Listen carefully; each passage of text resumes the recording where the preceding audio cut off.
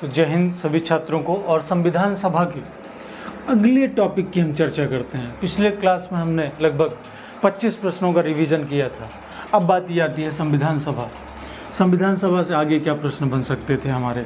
संविधान सभा में जो चुनाव हुआ सदस्यों का, वो किस आधार पे हुआ। सदस्य का जो चुनाव हुआ था वो किस आधार पे हुआ था। तो यहाँ पे अप्रत्यक्ष निर्वाचन प्रणाली, अप्रत्यक्ष निर्वाचन पद्धति,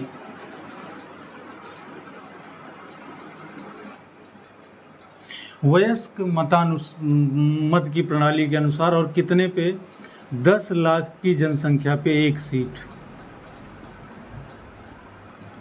10 लाख की जनसंख्या पे कितनी सीटों का बंटवारा किया गया, एक सीट का। ये था संविधान सभा में जो चुनाव हुआ सदस्यों का, वो किस प्रकार से हुआ। अब प्रश्न ये बनता है कि संविधान सभा में टोटल सदस्य संख्या हमने कितनी पढ़ी। संविधान सभा में जो सदस्य संख्या है वो टोटल थी 389। ठीक, 389 सदस्य हैं। इन 389 सदस्यों में 73 सदस्य मुस्लिम लीग के शामिल हैं। ठीक, इन्हीं में। इसके अलावा 93 सदस्य देसी रियासत से आए हैं और 4 सदस्य ये प्रेसिडेंशियल इलाके जो थे, जो प्रेसिडेंसी थी हमारी, जैसे आज का संघ शासित राज्य होता है उस प्रकार से 4 संघ शासित राज्य हुआ करते थे जिस पर सिर्फ ब्रिटिश प्रांतों का शासन था। तो यहाँ पे अगर हम इसको काउंट करते हैं तो 93 और 4 अगर इनको हम जोड़ते हैं तो ये हुए 97, और 97 में से अगर हम 389 को माइनस करते हैं तो यहाँ पे बचा 2 और ये बचा 292। तो यानी अगर हम ये कहें कि देसी रियासत संविधान सभा में बहिष्कार कर रही है, मुस्लिम लीग के सदस्य बहिष्कार कर रहे हैं, अब बचे 292 सदस्य। 292 सदस्य जो है ये ब्रिटिश प्रांत से चुन कर आए। इनका चुनाव हुआ जहां पर कांग्रेस और मुस्लिम लीग ने अपनी अपनी पार्टियों के सदस्यों को मैदान में उतारा। अगर इनको हम जोड़ लें 292, तो हमारा ये टोटल आंकड़ा कितना आता है, 389 का। आप जोड़ लेंगे तो 93 सदस्य किससे शामिल हैं, देसी रियासतों के। 4 सदस्य किसके शामिल हैं, प्रेसिडेंसी से। और मुस्लिम लीग बहिष्कार कर रही है लेकिन अभी ये ब्रिटिश प्रांतों में शामिल है, यानी 292 में ही वो 73 अभी शामिल हैं। लेकिन बाद में ये बहिष्कार करेंगे पूर्ण रूप से और ये कहेंगे कि हमको एक अलग राष्ट्र की मांग करनी है और ये अपना अलग राष्ट्र बनाएंगे भी। तो इस प्रकार से ये प्रश्न आपसे पूछा जाता है। अब प्रश्न ये होता है अगला कि जो संविधान सभा थी उसमें उद्देश्य प्रस्ताव प्रस्तुत किए गए। अब प्रश्न ये बनता है कि संविधान सभा में उद्देश्य प्रस्ताव किसने पेश किया था। तो जहाँ पे उद्देश्य प्रस्ताव की बात करता है, उद्देश्य प्रस्ताव जो था वो पंडित जवाहरलाल नेहरू के द्वारा रखा गया। उद्देश्य प्रस्ताव किसने रखा, पंडित नेहरू ने।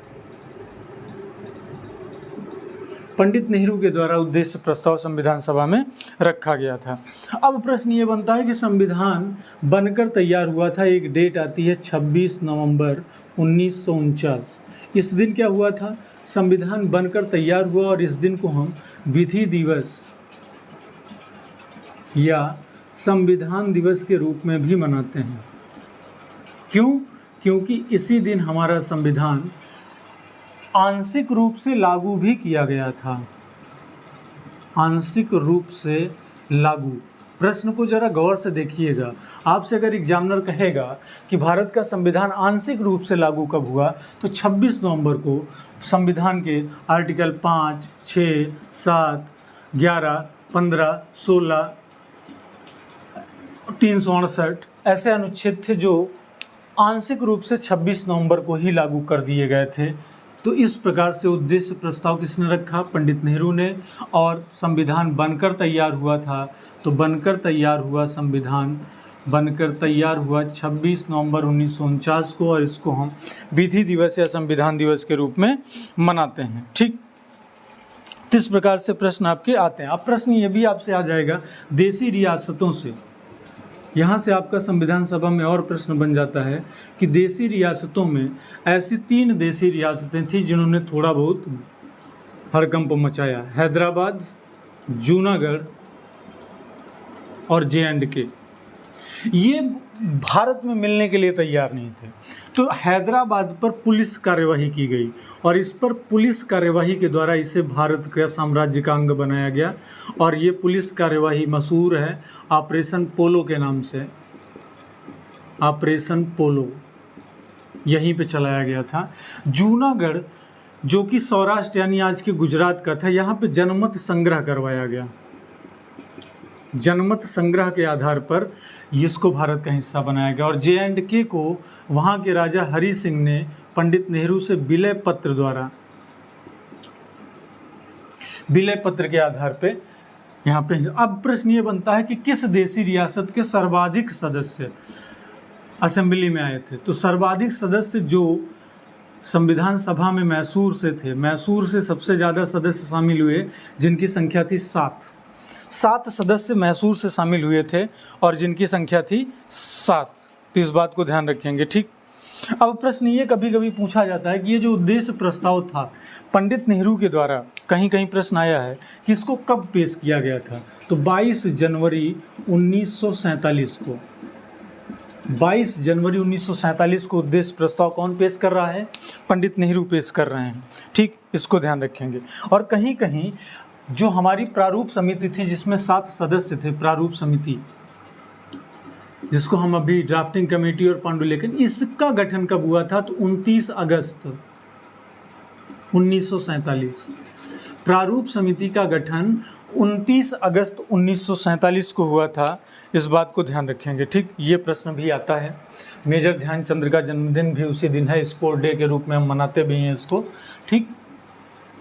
तो प्रारूप समिति, अब प्रारूप समिति का ऐसा कौन सा सदस्य था जिसकी मृत्यु हो गई? डीपी खेतान इनकी मृत्यु हो गई और इनकी मृत्यु होने के बाद इनके स्थान पे टीटी कृष्णाचारी इनको जो है चुना गया और इनको यहाँ पे सदस्य के रूप में चुना जाता है। तो संविधान सभा से ये भी प्रश्न आपके पूछे जाते हैं, ठीक।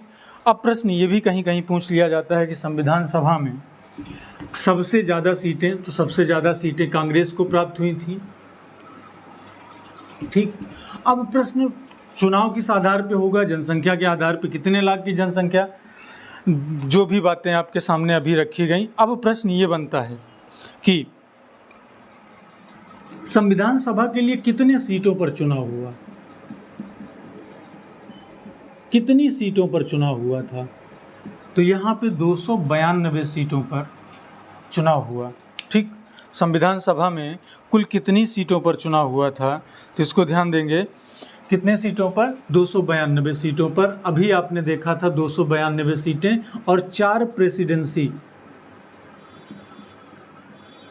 प्रेसिडेंसी, अगर इनको मिला लेंगे दोनों को तो हम कुल मिला करके कह सकते हैं 296 सीटों पर चुनाव हुआ था, ठीक। अब प्रश्न ये बनता है कि संविधान पर हस्ताक्षर कितने लोगों के हुए? संविधान पर हस्ताक्षर तो मौजूद 284 मेंबर्स ने, 284 सदस्यों ने उस पर साइन किया था, ठीक। अब प्रश्न ये बनता है कि संविधान सभा में इन 296 सीटों में कांग्रेस को कितनी मिली? तो कांग्रेस को यहाँ पर 208 सीटें प्राप्त हुई थी। ये प्रश्न भी कभी कभी डीपली आपसे पूछ लिया जाता है, ठीक। इसके अलावा प्रश्न ये बनता है कि संविधान सभा में भारतीय स्वतंत्रता अधिनियम, इंडियन इंडिपेंडेंट एक्ट कब पेश किया गया? भारतीय स्वतंत्रता अधिनियम, ये संविधान सभा में भारतीय स्वतंत्रता अधिनियम कब पारित हुआ? तो इसकी डेट थी आपकी 18 जुलाई 1947। 18 जुलाई 1947 को भारतीय स्वतंत्रता अधिनियम प्राप्त हुआ और इसी के आधार पर हमको आज़ादी मिली है। अगर प्रश्न बनता है कि भारत को आज़ादी किस अधिनियम के आधार पर प्राप्त हुई है, तो इंडियन इंडिपेंडेंट एक्ट भारतीय स्वतंत्रता अधिनियम जो कि 1947 में 18 जुलाई को पास हुआ था और इसी के आधार पर भारत की आज़ादी मिली थी। ठीक, तो इस प्रकार से आपके प्रश्न बहुत सारे पूछे जाते हैं। प्रश्न ये भी बन सकता था कि जब भारत में संविधान का निर्माण हो रहा था, यानी भारत की आज़ादी के समय, ब्रिटेन का पीएम कौन था? तो ब्रिटेन का प्रधानमंत्री क्लीमेंट एटली, लेबर पार्टी से। क्लीमेंट एटली किस पार्टी से? लेबर पार्टी से ये चुनाव जीत कर आए थे और इन्होंने ही भारत में संविधान सभा का गठन और संविधान के निर्माण के लिए कैबिनेट मिशन को भारत भेजा था।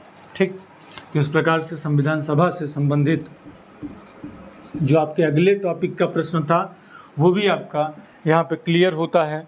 लगभग आपके यही प्रश्न पूछे जाते हैं। इसके अलावा और भी बहुत सारे प्रश्न हैं। प्रश्न जैसे ये भी बन सकता था कि आज़ादी के समय भारत का गवर्नर जनरल कौन था जब संविधान सभा? तो लॉर्ड माउंटबेटन योजना भी पास हुई थी। माउंटबेटन योजना के तहत ही भारत और पाकिस्तान का बंटवारा भी हुआ था।